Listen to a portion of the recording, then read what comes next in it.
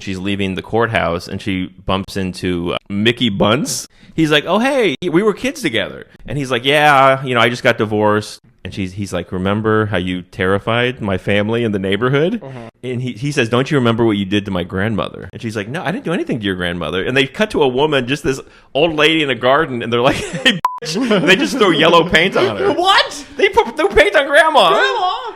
And she goes, oh, I didn't do that. Drop Dead Fred did that. We established she had an imaginary friend. And she was a horrible child. Yeah. Oh, and then her best friend, Carrie Fisher. Hey! Carrie Fisher shows up, and then she comes home. Her mom's there. She's like, I'm taking you home. The mother appears stern, but I think she went through hell with this kid. Okay. She was the girl from Sleepaway Camp. Yeah. And they just caught it early. Right, yeah. Okay, so then she's back at home.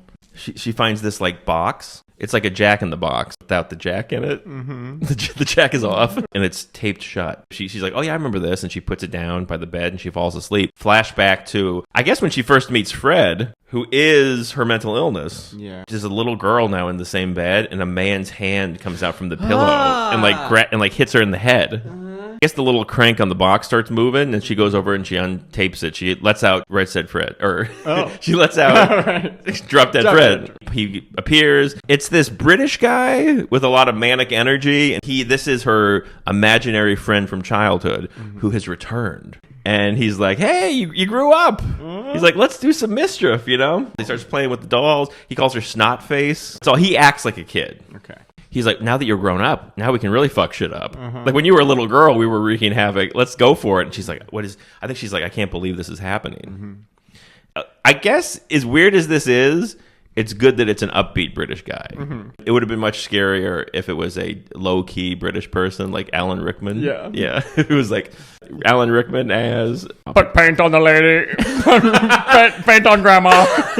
And now, little girl, we will put boogers on Grandmother. And he flips over. He's gotten dog shit on his boots, and now he's stamping around. He's putting dog shit everywhere. She's kind of tortured by him as an adult. And then the next morning, the mom's cleaning the poop, and she's like, you've only been back for one night. You're ruining my life again. Yeah. And they go into the kitchen. She's having coffee. Fred looks at the mom's pussy. Hey, hold on. The whole movie, he's sliding under dresses. He's like, your mom's got a crazy pussy up here. Oh, Fred! This is wild up here. This pussy.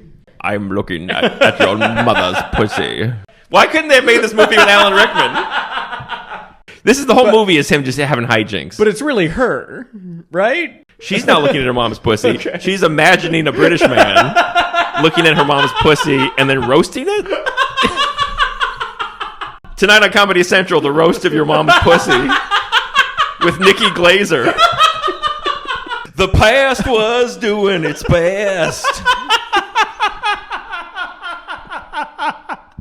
That's the theme song. Leave them alone.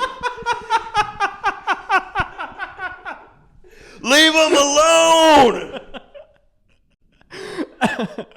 Leave them alone. They were doing their best.